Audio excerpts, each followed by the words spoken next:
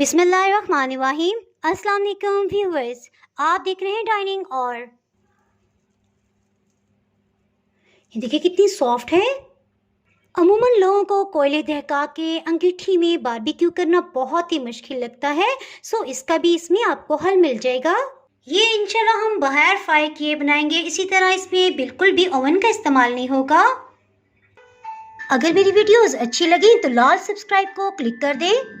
साथ में ये जो बेल का आइकॉन है इसको क्लिक कर दें। इसको क्लिक करने से आपको मेरी हर नई वीडियो का नोटिफिकेशन सबसे पहले फ्री में मिलेगा। बिस्मिल्लाहिर्रहमानिर्रहीम की रेसिपी को स्टार्ट करते हैं। मटन या बीफ की बोनलेस बोटी इसमें हमें चाहिए होगी। तकरीबन ये आधा किलो की मिकदार में है। गोश्त को सबसे पहले मैरिनेट कर लेंगे।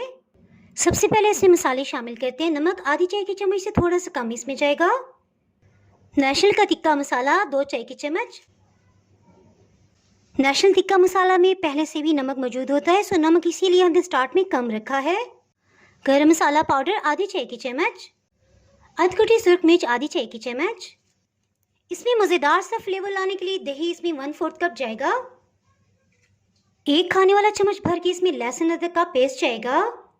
को अच्छी तरह से मिक्सअप कर लेंगे। अगर आपके पास टाइम हो तो 1 घंटे के लिए इसे मैरिनेट करने के लिए रख दें। अदरवाइज आप इसे फ़ौरन से भी बना सकते हैं, और चाहे तो इसी तरह से मैरिनेट किए कि इसे फ्रीज कर दें। जब भी आपने बनाना हो आप निकाल के बना सकते हैं। हीट को ऑन कर लेंगे। मैरिनेटेड बोटी को इसमें शामिल कर देंगे। गोश्त की बू दूर करने के लिए 2 टेबलस्पून इसमें सोया सॉस शामिल करेंगे। इसमें 3 खाने वाले चम्मच कुकिंग ऑयल शामिल कर देंगे। इससे ज़्यादा ऑयल इसमें शामिल ना कीजिएगा, इससे बीफ या मटन की जो भी स्मेल होगी वो ख़त्म हो जाएगी। मीडियम लो हीट पे तकरीबन 7 मिनट लगे हैं। इसका पानी बिल्कुल खुश्क हो गया है। इसे अच्छी तरह से भून लेंगे। ऑयल ऊपर की सतह पे आने के 2-3 मिनट तक इसे भूनते रहे हैं। सो अब इसमें पानी शामिल कर देंगे। इसी बाउल में 3 कप 700 ml पानी शामिल कर देंगे। ये वही बाउल है जिसमें हमने इसे मैरिनेट किया था, ताकि सब मसाला भी इसके अंदर चला जाए। ये बॉइलिंग पॉइंट पे आ गया। इसे ढक्कन से कवर कर देंगे। हीट को बिल्कुल लो कर देंगे। आप चाहें तो प्रेशर में भी इसे गला सकते हैं। तकरीबन 50 मिनट हो चुके हैं। इसे चेक कर लेते हैं। गोश्त का तकरीबन 95% तक गला हुआ होना चाहिए। अगर आप कुकर प्रेशर में गलाएंगे तो 20 मिनट भी लग सकते हैं। मुख्तलिफ गोश्त के गलने का मुख्तलिफ टाइम होता है। इसमें से पानी तकरीबन खुश्क हो गया है। ऑयल ऊपर आ गया। इसके साथ ही हीट को ऑफ कर देंगे। बोटी ठंडी हो गई है। इसके साथ ही हमने ये वुडन स्क्यूअर्स ले लिए हैं। ये देखिए बोटी के ऊपर अच्छा खासा मसाला साथ ही चिपक गया है। बोटी के सेंटर में इस तरह से इसे डालेंगे और प्रो लेंगे। ये बहुत आसानी से चली जाएंगी।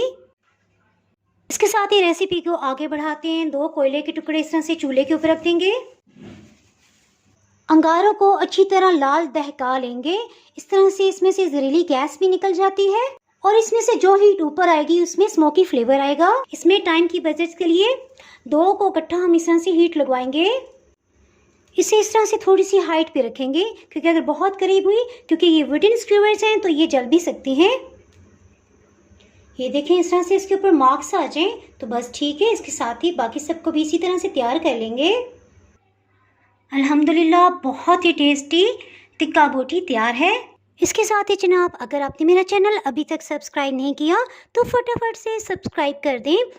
बेल आइकन प्रेस करना बहुत ही ज़रूरी है, क्योंकि इसके बाद आपको मेरी नई अपलोड होने वाली वीडियो का नोटिफिकेशन नहीं मिल पाएगा। दुआओं में याद रखें, वीडियो लाइक और शेयर करना बिल्कुल भी ना भूलिएगा। इसके साथ ही मैं इजाज़त चाहती हूँ। अल्लाह हाफिज़।